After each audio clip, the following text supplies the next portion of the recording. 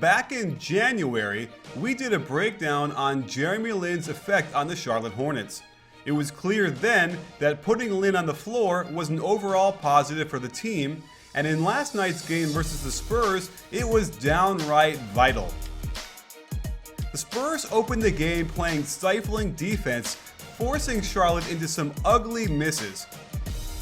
Did I say ugly? I meant really ugly.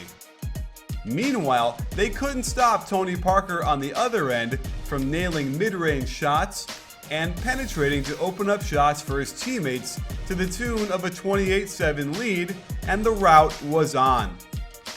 However, a curious thing happened as soon as Jeremy Lin checked into the game. To start the second quarter, he led the team on a 13-2 run that only closed the lead to 12 points, but breathed important life back into a Hornet that had been stepped on repeatedly by the cowboy boot with Spurs on it. For the season, the top 5-man lineups for the Hornets have Jeremy Lin in most of them, which is a little impressive for a guy that's playing about 26 minutes a game. Last night, this 5-man lineup was the secret sauce for the Hornets, with Kaminsky and Jefferson anchoring the front court alongside Lamb, Lee, and Lin. They were a net plus 58.7 in 9 minutes of action, playing to start both the second and fourth quarters. Here, they line up in a very traditional 3-out, 2-in, simply looking to get the ball inside. Because Lin pushes the ball, it forces the Spurs into a mismatch with West on Lin, and when he sinks a step too low towards Jefferson, it's a simple hop on the catch, and Lin nails a 3. The Hornets run a little pinch post action with Lamb and Jefferson, which triggers an opening on the reverse. Watch how Lin splits his feet and attacks on the catch, getting by Mills and finishing with an off-foot twisting layup. On the sideline out of bounds, a zipper cut into ball screen catches Parker way behind and West reaching in. Great read to cross over to the right side of the rim as Aldridge floats by helplessly, and the Hornets have some life. With good spacing along the perimeter, the Spurs won't help off the corners. Lin was able to attack San Antonio's bigs off the ball screen, and Duncan can't contain on another clever finish on the left side using the rim as protection.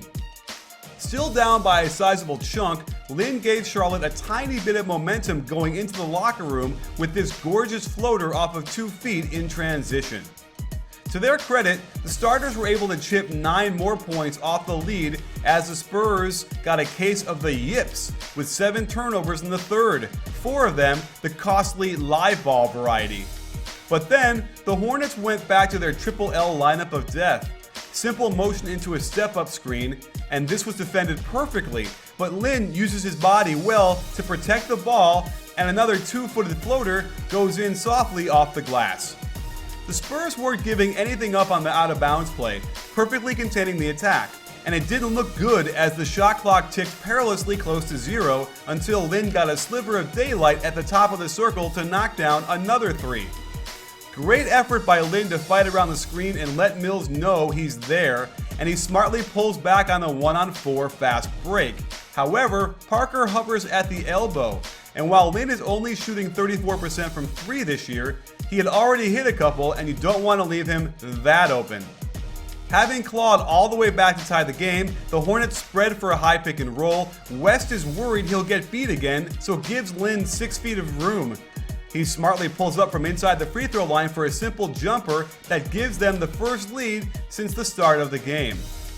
In transition, Danny Green had Lin, but then inexplicably runs to guard Batum, even though Kawhi was there and in position. This leads to an easy pass back to Lin. Parker is afraid to help off of Kemba, and Lin hits another wide open 3. Down 1 with under a minute to go, the Hornets play Kemba and Lin together, and their 2-man lineup net rating has gone up since January, giving them 2 attacking ball handlers. They run double ball screen for Walker and then swing it to Lin, who attacks off his own ball screen, and with the shot clock winding down, gets a high degree of difficulty step back to fall over the long arms of LaMarcus Aldridge. Up by 1, watch Batum's excellent positioning to defend Kawhi down low in the post, making the entry pass a lot harder, and a good contest leads to a Kawhi airball. Of course, Tim Duncan grabs it, and remember, down 1, it makes no sense to me that Green would try and hurry back to the three-point line. Watch Lin's hustle to take away the shot as the shot clock winds down, and that leaves Kawhi out to dry on a contested long 3. And there's Lin to grab the board, get fouled, and he hits the free throws to finish out the scoring and seal in a huge win for the Hornets.